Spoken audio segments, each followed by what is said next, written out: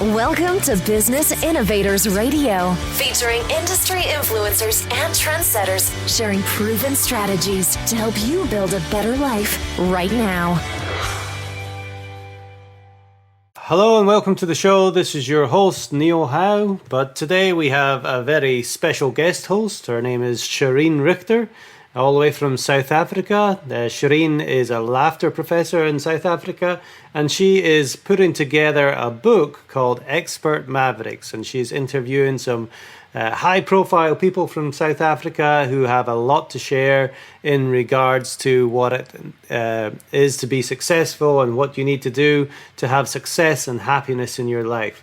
So really looking forward to hearing those South African accents and hearing from all these guest experts that she is going to interview. So take it away, Shireen. Alex Granger. Good morning, Alex. Good morning, Shireen. It is an honor and privilege to have you as one of the expert mavericks of our book. The word maverick has many connotations and different meanings for different people. What does the term expert maverick mean to you? Well, I suppose one could dissect that term expert maverick into two terms and say expert. What is an expert? One who is professional, one who is skilled, who has key competencies in a particular field or area, one who is adept and slick and savvy. That's what I would think from an expert point of view. But what is a maverick? Someone who's not a conformist, someone who is radical, who takes chances. And as I say, one of my own taglines is one who's exceptional. That's my hashtag is be exceptional. And so therefore one could then combine the two and simply say an expert maverick is one who is very savvy, not conforming to the norms, and flees from mediocrity and is exceptional. Yeah. So with that beautiful understanding of an expert maverick, tell us why you are an expert maverick. I think for me, it's a simple case of understanding who I am, the role that I play in the world, and that is driven from the fact that I believe I'm a purpose-driven individual. I know what I'm on earth for, and I literally walk in my path or in my lane of my calling to transform and make change in the world as we know it today, to inspire, to help people recognize and realize their own true purpose in life. I think that's very profound and something that most people spend most of their lives trying to identify what is their purpose in life. And to have identified that is a very powerful part of who you are. When did you realize what your purpose was? What was that point when you realized? I think like many people, we coast through life almost on auto cruise, to the extent that it only happens later on in life where you start asking yourself the question, why am I here? Why was I created? And I went through the same type of journey. But there came a time where in my job a few years ago, I started asking that question of myself to say, is this what I was meant to do? Is this all that life has for me? And then I started really having a clean introspection of my own life, looking back and saying, what have I done all my life and what have I really enjoyed? And that's when it struck me that actually this is what I need to do. This is what I'm called to do. When I looked backwards and I connected all those dots, I realized this is exactly what I want. And I started having this feeling of excitement, of drive, of wanting to do something differently. And I quit my day job. I'm not saying anyone should do it, but I quit my day job with a plan. I had a plan, but I didn't have any work. And I needed the time and space to be out of a corporate environment where you're stuck with a lot of stress and challenges, and have a clear day where I say, okay, now I'm alone. My thoughts are with me. This is my calling. Let's do it. And then there, I just went all out. I was just so excited and crazy. I started doing crazy things. Yeah. And when you're driven by passion, I think that makes you incredibly excited and crazy, and allows you to push boundaries. So take us back. You said you were in corporate. Yeah. Take us back. Give us some history as to who Alex was before he found his maverick passion. So my journey is one that I'm very humbled by and very proud of. I started out many years ago as a temporary teacher. Straight out of school, I was an A student, and as a result, I was allowed to be a temporary teacher in a rural area. And I went out and I was teaching English and religious education. But not only that, we were canvassing for students in the rural area. So eventually I did that for a year, never got paid. And so I quit because it wasn't sustainable. My big brother then organized me a job in a fruit and veg shop. And as an accountant. Oh, Lord, I'm not an accountant. And I lost it for one day. The following day, my boss just said, look, you're not cut out for this. And he introduced me to a gentleman who was the managing director of Budget Rent a Car at the time. And that's how I started my real first formal corporate job as a driver and a car wash attendant for a car rental company. I did that for about a year, and then I was promoted to rental agent and then to branch manager, and I ran a couple of branches after that, promoted to our head office, and then I relocated to South Africa. Where were you? I was in Zimbabwe. Okay. So I relocated to South Africa in 1997. And shortly after I left Zim, of course, the economy crashed. It must have been something to do with me leaving. But an intuitive drive. Very much so. But when I came to South Africa, I had to start all over again. It was a big risk I took. I came with my wife, and then we started from zero. All we came with was our clothes and nothing. That must have been really scary. It was a huge risk. And we came here. Fortunately, I had been... it was literally a job transfer. So it was still the same organization, and they arranged for everything for me to come to South Africa and become a resident here. But I started out back in the call center. From having been a national sales and marketing manager in Zim, down to call center, my income tumbled, no car, nothing, living in the townships, and it taught me a lot.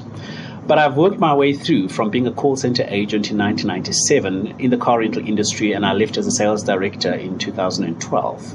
So when you say it taught you a lot on that journey, so many people today are refugees, having to flee their own countries, in this financial environment, losing jobs. What were some of those fears, and what did you learn in that difficult time? I will tell you this. My biggest fear was probably uncertainty more than anything else, because I wasn't sure. This is a very different country. I wasn't sure what would happen to me.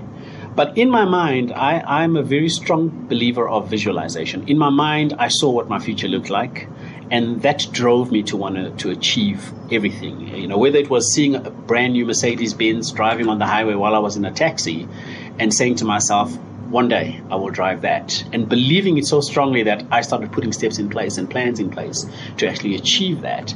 My achievements came rapidly. I'm seriously talking, it was almost meteoric. From being a call center agent, I only lasted for 4 months in the call center. I was promoted into sales, and I was the first black salesperson for Budget Rent a Car in South Africa. Wow. And thereafter, I think my attention span in being in one job for a long time was very short. So I was promoted literally every 1.5 years, from sales rep to trainee sales manager to sales manager to regional manager. And then I left Budget Rent a Car for a couple of years. I worked for Sandton Convention Center, heading up their sales and marketing. And fortunately, car rental has been my passion. I've worked for 3 car rental companies. I set up the government channel at Europe Car, ran that effectively, very profitably. And to this date, they still contribute 20% to the bottom line of Europe Car. And then my last real corporate job was as sales director for Tempest Car Hire, which is part of the Imperial Group, a job I held for 3 years, literally transforming that sales force completely on its head and making our business very profitable for the time that I was there, and really a good place to have been. So, but everything was very purpose-driven. I knew what I wanted to do. I wasn't just reacting to things. I was literally very decisive. And I think that's what's key for a lot of people who are struggling in life is that you have to be able to make intelligent decisions about where you want to go. And from what I'm hearing, to have a plan. Most people are reactive, as you say. They wake up and just go about their day. It sounds to me like you had a vision and put plans in place. Absolutely. So it's not just that. So if you have a vision, you know where you want to go. You have a plan, and the plan must be broken down. It must be something you can measure. And then you measure it as you go along. But not only that, I found myself celebrating milestones along the way, whether it was a small promotion or the fact that now I had moved from staying in Vosloorus, where I did stay, and I moved to Innerdale, which is not any much better than Vosloorus. I celebrated the fact that I had now moved out of my friend's place into my own little apartment, and from there moving to Midrand, in a much better place, I celebrated those small milestones. And I think as human beings, we often just very pessimistic view of life instead of celebrating the little things, not all the big things. You don't want to celebrate a massive deal that you've closed. Maybe you want to just celebrate in the morning the fact that you're still alive or that you have a family that loves you. And those are the kind of things that are important to me. So celebrating the victories, however small they are, and being in gratitude. Absolutely. Is what I'm hearing. Gratitude is such a big thing because what does it do to you? It just lifts your mindset. It gives you that positive energy to be able to say, regardless of the fact that I'm broke right now, I'm still grateful that I'm actually alive to say that, to think that, so I can do something about it. For as long as I'm breathing and I can walk and talk and touch and feel, there's an opportunity, there is a possibility of me to be a better person than I am right now. Those are beautiful words to live by. So the one day you woke up and decided, that's me. I want to be a speaker. This is my passion. I want to empower people, train people. Yeah. How did that look for you? What did you do? What went through your mind? What were your fears? Let me tell you, this was not one day I woke up. This was 10 years later I woke up. I knew what I wanted to do in terms of my speaking career 10 years before I actually quit my day job. But I wasn't ready. I felt that for me to actually be a valid professional speaker in the market, I needed to have enough credentials in the corporate world to validate my worth. So at the time when I thought about it, I was still a salesperson, and I thought, how am I going to speak on leadership, which is really my passion? How do I speak on leadership if I've never really been in that leadership role at an executive level? So I've got to bide my time, learn all the skills, get the experience, so that when I have my profile now, when I've set myself up, people can read and say, oh, okay, look, this guy's been a GM at Santon Convention Center. He's been a GM at Europe Car. Geez, look, he's been a sales director at Tempest Car Hire. You know what? When he talks leadership, he's walked the talk. It gives you authenticity. It does. And I think if you've nailed it on the dot, a speaking career is built around authenticity. That is the currency of a speaker. I guess there's so many speakers in the world who speak on many things, and yet when you look in their real lives, they don't live what they speak. So speaking and living the same journey are key to being successful, would you say? Absolutely. And I think, a lot of speakers I know who are probably retired sports people or retired CEOs have taken it for granted that because I was a successful sports person, therefore I can become a successful speaker. And I'm not knocking the fact that they could be. But I think what a lot of people haven't done is actually invested in themselves to actually train themselves up to be a good speaker, to be on that platform, to share the stories of their magnificent career in a way that's going to inspire the audience, rather than just telling us a morbid story and expecting us to be excited because you're a big name. So being a maverick means you've done something different. Right. And being an inspirational speaker as you are, you said people need to train themselves up to do that. That's right. There's no school that teaches you how to be a speaker. We go to school and learn maths and science, and that's all good and well. But what would somebody who wanted to inspire others, that's had an amazing career or been a brilliant sports person or experienced something dynamic, how do they do that? I think the world we live in today calls for interdependence. We have to rely on each other for each other to grow. And what I did at a very early age was to ensure that I have mentors and coaches by my side that will guide me and help me. Because if I have a story to tell, the way I tell my story very often appeals to me because I'm telling the story. But how do I make it appeal to somebody else who's listening? And when you have somebody else and you can share your story with them and you're open to criticism and they can help and guide you. Yes, you're right. There is no school for public speaking, but there are enough people around the world that you can contact, network with, and ask for guidance and assistance. And I think in today's world, if you don't have a mentor or a coach, or if you're not mentoring and coaching somebody else, if you're already at that level, it's really, it's shameful on you because you need to actually open up yourself to greater learning on a daily basis. You never stop learning. And that's what I did. I have a couple of mentors and I call on them regularly. Not a formal agreement where you're signing some contract, but there are people on hand that I can pick up the phone and saying, I'm thinking of doing this. What do you think? And they would tell me straight, Alex, that's not who you are. Just forget it. Stop it. That's not what you want. And I'm saying, but I'm passionate. You're not passionate about it. You just want to do it because it's a new thing. Don't do it. And I've learned. And when I looked back, I said to myself, if I had done that, that would have been a big mistake.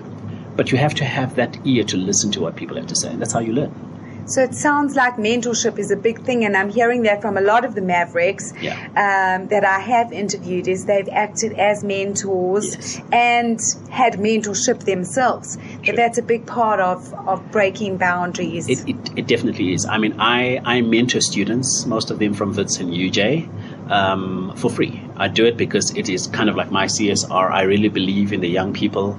They are the future of our country, and therefore I have a good group of them that I mentor regularly. We meet for coffee, and I just share my story and I listen to their story, and I can pick up the very same mistakes that I made when I was younger, and I can guide them. And when I share my story and I say, you know what, the way you're thinking is exactly what I thought, and I did this and I made this mistake, and they've learned from that.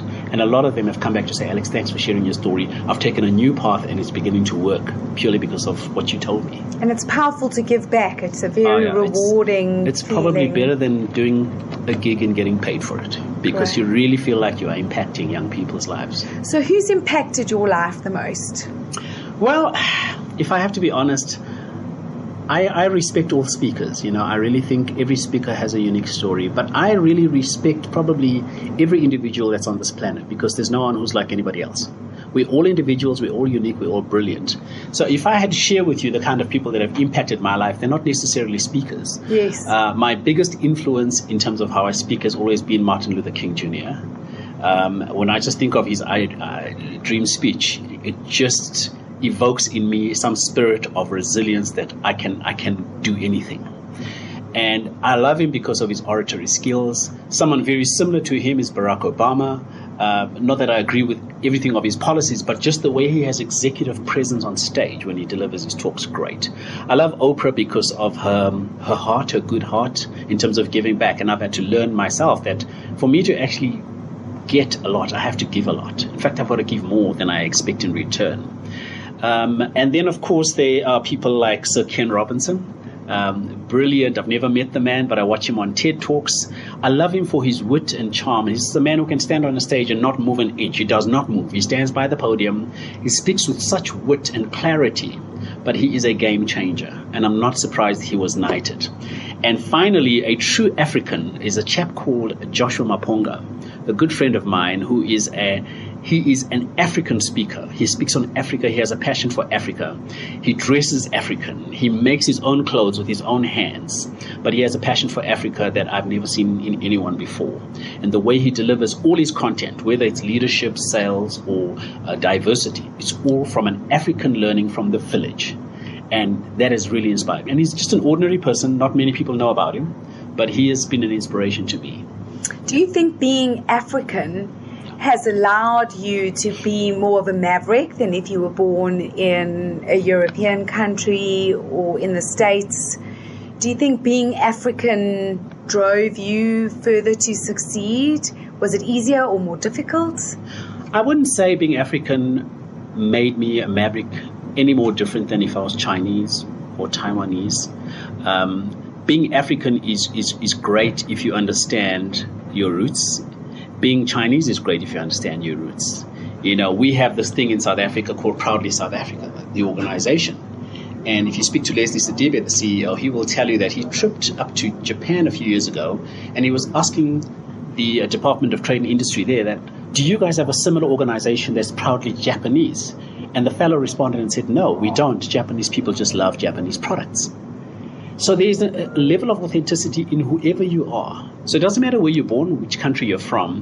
What is important is that you understand your local environment, you appreciate it, and from there you springboard yourself onto a global platform, which is what I'm doing. And so you can be a maverick in any country. It doesn't matter whether you're black, white, Chinese, Indian, colored, you name it. You can be the best that you can be. So on this journey, what would you say your biggest stumbling blocks were in reaching your success, and what are still your greatest stumbling blocks? Sometimes we are our own stumbling blocks, and sometimes it's external factors. What would you say were some of the greatest challenges you encountered? So before I started my speaking business, I tried several other businesses. I mean, I tried a car rental company that failed dismally. I thought because of my car rental experience, this should be a walk in the park. It just didn't take off. I tried to set up a sales academy because I've always felt I mean, sales is the primary driver of business, but there is no sales degree. You can't go to varsity today and study a sales. You can do BCom marketing, but you can't do BCom sales. It doesn't exist. And yet, this is the key driver of business. So that failed because I gave up pretty quickly. You know, I realized that I'm not academia to be able to teach it. But what I didn't realize was actually I don't have to be. I can set up the business and have the experts running it. And that is, you know, like what Richard Branson does. You know, he's a maverick in that sense. And then I also tried to set up a management company in the property retail business where I would run certain corporate complexes or estates and make money out of that. But I think my focus, which was my biggest stumbling block, was I was chasing the money more than understanding the purpose. And when you get to understand that your why is more important than your what, that's when things change for you. And so now in my speaking business, my purpose for the business is not to make money, but it's to transform lives, to change people's thinking, to be a game changer, to inspire greatness within people. And I've said to God, you make sure that money keeps up with me because I'm moving fast. And let me tell you, the money is struggling to keep up. I'm doing very well, but I think I'm so far ahead of it that it's playing catch up, yes, which is great for me. I absolutely love that, the why more than the what. And I think those are powerful words to live by for any human being. When we do something, if we understand the why, it just makes things make sense. Yeah. If you had to list some mantras that you live by that help you understand the why, what would you say they are? What would you recommend to people? Give us some more pearls of wisdom. So let me tell you, my business is actually shaped around 5 key mantras, and they're 5 Ps. The first is purpose. Obviously, we've spoken at length about that. I need to know and understand my why. And even in my talks, every one of my talk, I speak about purpose. Whether it's a sales talk, whether it's a talk on diversity, whether I talk on leadership, whether I talk on customer service, everything's around why do we do what we do?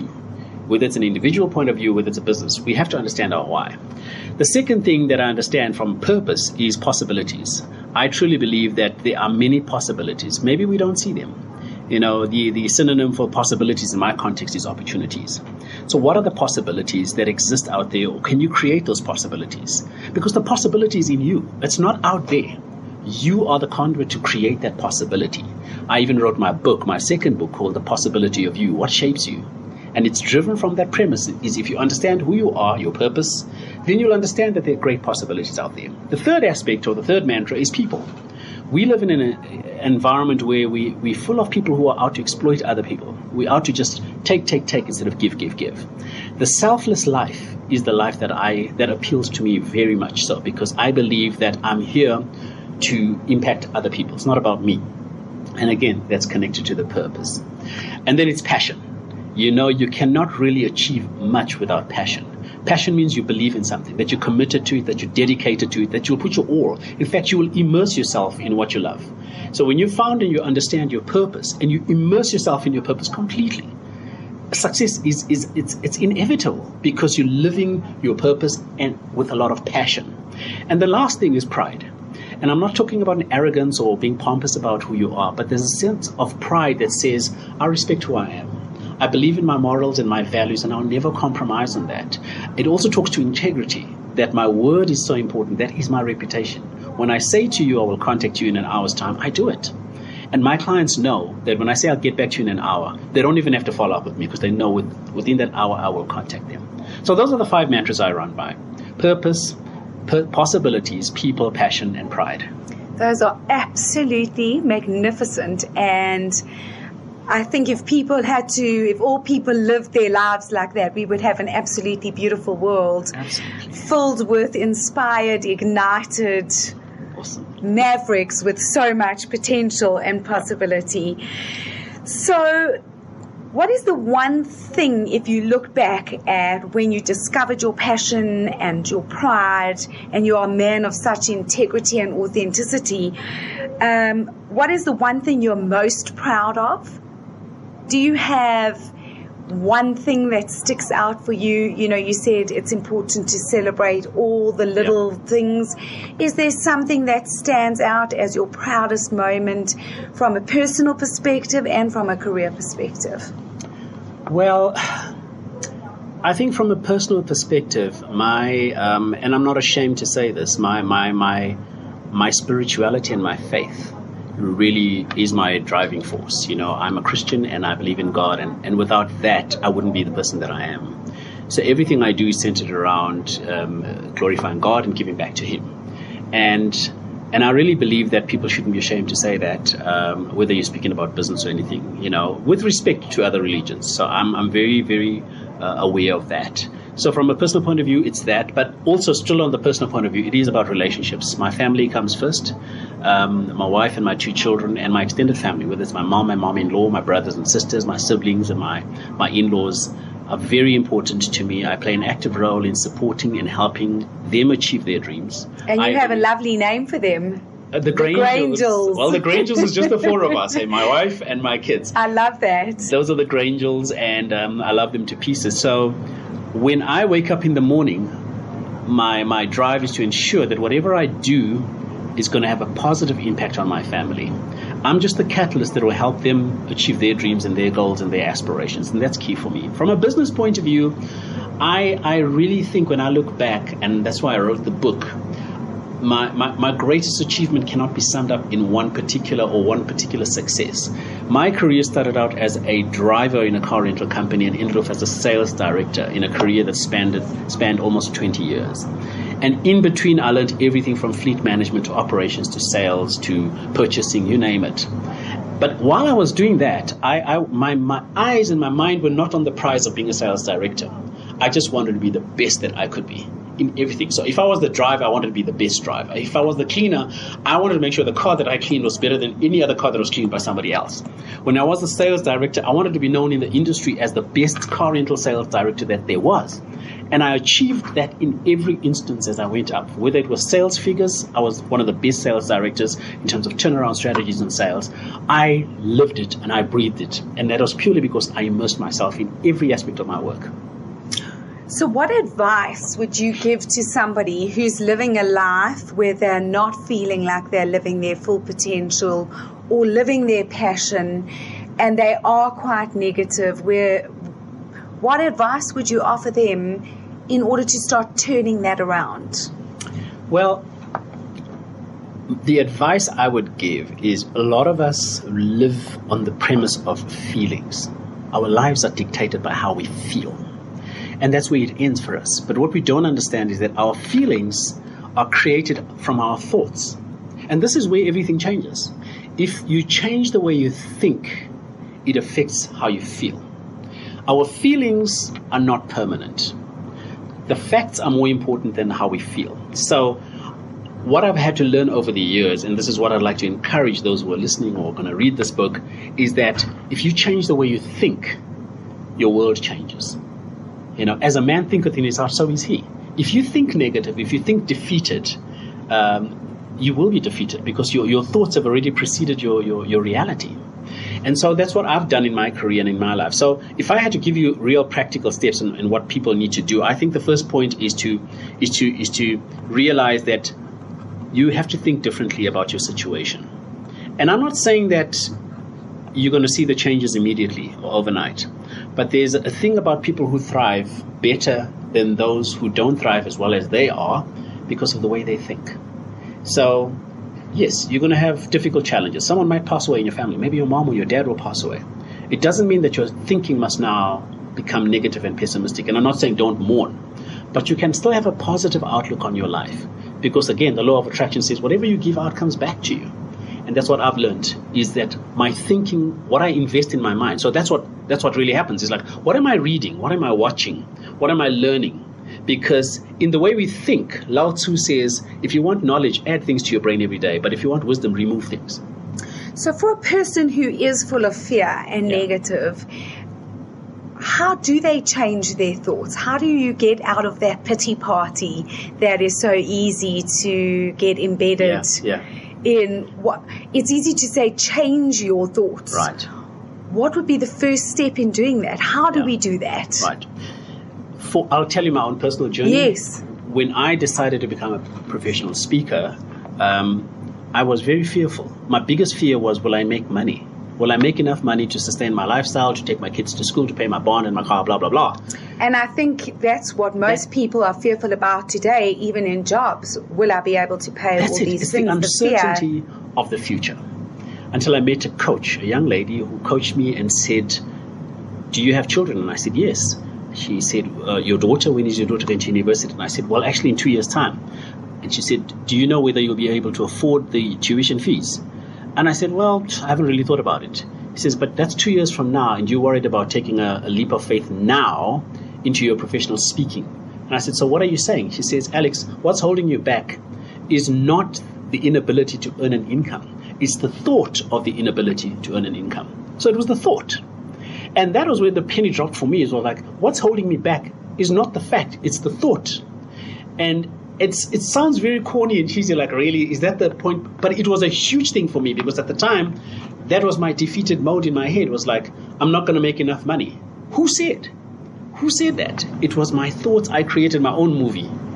And I can tell you now, since I've left the corporate world, I have made more money than I did as an executive director of a blue chip company. But I had to change the way I think. So practically, one has to take a step back and say, okay, is this a reality, or is it just emotion? The facts are, I can make a success if I put my mind to it and I plan carefully and I really work things out. The feeling is like I'm apprehensive because I haven't been into the future to see how it will turn out. But that must not hold you back. You've got to step into the unknown for things to happen. Taking the leap of faith. You do. You do. And if I look back now, I almost want to kick myself for not starting earlier. But I'm glad I started there. I think it was on time, because I think my steps were ordered and purposed.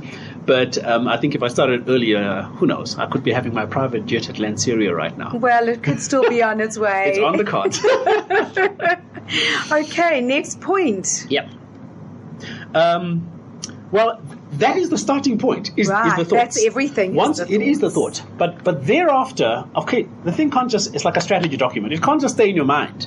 You've got to translate that thought into real practical steps. Bite sizes, again. So for me, for example, I knew I wanted to be a professional speaker. I didn't just quit my job arbitrarily and just say, that's it. This is my passion, my purpose. Boom. I knew that for me to make money, I knew what I needed as a minimum for the month. I sat down and said, okay, if I quit my job today, who would I approach? Who would book me, and why would they book me? What makes me different to any other speaker? And we've got fantastic speakers in South Africa. What would make me better than them? How would I be recognized on a global platform? How am I going to be better than Les Brown or Tony Robbins or Robin Sharma? I had to find something unique, and that's where the authenticity comes in. Something unique about me, and say, okay, this is what I'm great at. Package it properly. Find the people I'm going to speak to. Whether it's cold calling or targeting an existing database that I have, or just friends and get the word out, I had to do something. So the thoughts have to be translated into action. You've got to do something for things to happen. It's not just going to stay in your mind. Do, and things happen. And I promise you, all I did was I reached out to the travel industry, because that was my industry. And literally within the first month of leaving the car rental industry, I got so much work that I started turning away business, because I had set myself up with a great reputation in the tourism and travel industry over years. And that's what's really great about becoming a maverick. Is being a maverick is not a destination, it's a journey. And you start this journey at a young age. So if there's young people listening to the interview, or a young person who's reading the book, understand that if you're 15, you're building your reputation already to become a maverick. It doesn't happen when you're 30 and you've now got a company car or a house. You build your reputation. And my journey to become a maverick started when I was in school in the debate club in primary in 1981. I was in the debate club, in the public speaking club. I didn't know then. But that time being in that club taught me how to speak sharp, how to be smart, how to debate. And those skills I'm using today to be able to facilitate a session, to be able to moderate a conference, to be able to stand on a platform in front of 6,000 people and deliver content. So would you say, looking back on your life, that even though you would have maybe potentially liked to have started this earlier, every part of your journey set you up to be ready for what you're doing right now?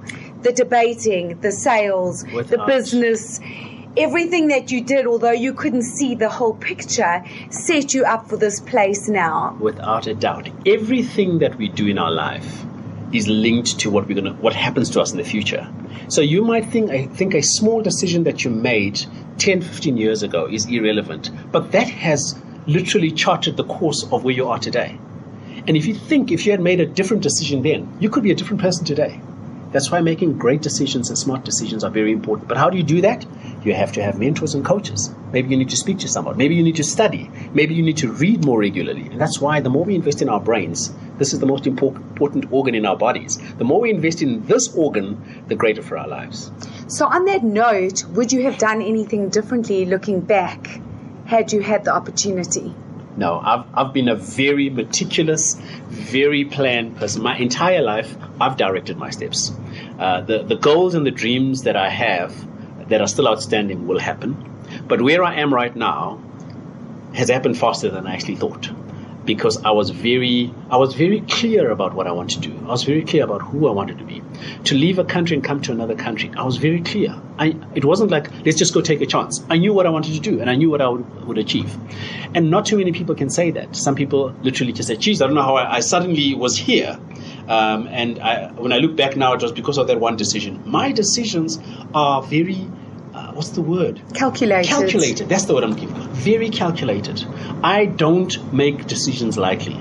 They're not just like, oh, okay, let's just do that. I think about it carefully. I'm very analytical. I check everything. I look at all the risks and all the rewards that come with it. And then I make a decision. And very often I make the most riskiest decisions, like leaving a country and coming to South Africa just with clothes. I knew I had the job, but it was a big risk. Quitting my day job when I had no speaking engagements going forward at all, but I needed a complete chop off of the corporate world to actually focus on this work. And within that month, I had enough work to sustain me.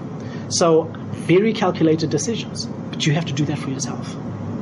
It is, and it's a very difficult thing to do. Is. And sometimes people spend so long debating and calculating that it leads them to inactivity. Yes. They don't really take the action steps. Yeah. So what action steps does Alex take for your happiness, your own internal happiness? What makes you feel good as a person? And what would you advise others to lead a more fulfilled, happier life? Yeah. Because happiness is man's ultimate destination. Absolutely. I've heard the cliche that says one needs to think out of the box, and I think that cliche is flawed. I don't think we need to think out the box. I don't think we need to think in the box. I think we just need to think very creatively. Whenever we say things like think out the box, we're still using the box as a reference. So it holds us back. We keep saying, no, we're thinking out the box, but the box is still a reference. We can see where it is. We don't want to have that kind of thing. So if I tell you the things that I do that really bring joy and happiness to me, I have 4 things that I do on a daily basis that are almost rituals now. When I wake up in the morning, first thing I do is I read the Word of God and I have a prayer about what the day should look like. And it's almost, I've got to a point with my relationship with God where I can say to Him, this is what's going to happen, Lord. You know what needs to happen. And that's the first thing that I do. The second thing, I look after my physical health. So I play basketball. I've got a basketball board at my house with a ring. My son's 14, so we play basketball together. But when he goes to school and I stay at home, I play basketball for about 30 minutes or an hour in a day. And it helps that you're tall. Yeah, it does. It does. So it helps me from a physical point of view, because a lot of people who think, okay, we must just invest in our brains and read the right things and watch the right things. But you also have to invest in your physical body. Eat right. Exercise regularly. The third thing that I do relentlessly is I play piano. So that's a bit of like my own little escape. Music is my escape. I love music. So I play my little piano at home. I've got my beautiful Yamaha keyboard. And the fourth thing is really to find a great balance between the work that I do and ensuring that my family is very happy. If my family is happy, that keeps me very happy. I travel a lot. The airport is probably my second home. But I make sure when I come back after a very busy schedule that I really spoil my family. So we go away on holidays to Mauritius or to Dubai or to Namibia, whatever the case may be, because I think they need time with me, real quality time. And it means we can be in a resort where we just don't use our phones. We can relax on the beach. We can swim together. We can laugh. We can really have a great time. And I can show them that I appreciate them. And then when we're back, I'm on the road again. And they must understand that I'm doing it just for them. So they know when I come back from those journeys, it's fun time. And we go away and have a summer. And you're very present with them, Yes. which is what most people who spend plenty time with their families don't Yes, do. you're there physically, but you're absent emotionally, you're absent mentally. You don't have time for your kids. You don't know what's happening in their schoolwork. And I really do try very hard to make sure that every decision I make, like I said, calculated decisions. If an inquiry comes through, I look at my dates and I realize I actually schedule my work around my family time. So I'll have certain blocks throughout the year that says, this time I'm away with my family. If someone wants to inquire about me there, I'm not taking the gig. I don't care how much money you're going to pay me, because what's more important to me is my time with my family. The money will come afterwards. That's a And strong really value important. system. It is very important to me. Yeah. And I'm sure that stands you and keeps you firm in what Absolutely, you do. yeah. Alex, it's been an absolute pleasure and honor to hear your story. Would you like to leave us with some words of heart, some advice to somebody about to embark on a journey, somebody who's on a journey, who's struggling through it? Give us some final words of wisdom. Well, my message is simple. Seek out your purpose, have a passion for others through a selfless life, and recognize the many possibilities before you to impact the world. It's that simple. It's not about you, it's about what you can do for other people. And if you get that in your mind right, that idea of giving and being selfless and being humble and being vulnerable, you're really on your journey to your own success and your own happiness and your own good health. Such pearls of wisdom. Thank you, Alex. An honor and privilege to have you as a maverick. Thank you for the opportunity. Thank you. Thank you. And there you have it. What an excellent interview. Thank you to our guest interviewer, Shireen Richter. She's interviewing people for her book, Expert Mavericks, which is going to be released later this year. We're looking forward to more interviews from Shireen, but until then, like and share, and we'll see you next time on the show. Thanks for listening to Business Innovators Radio. To hear all episodes featuring leading industry influencers and trendsetters, visit us online at businessinnovatorsradio.com today.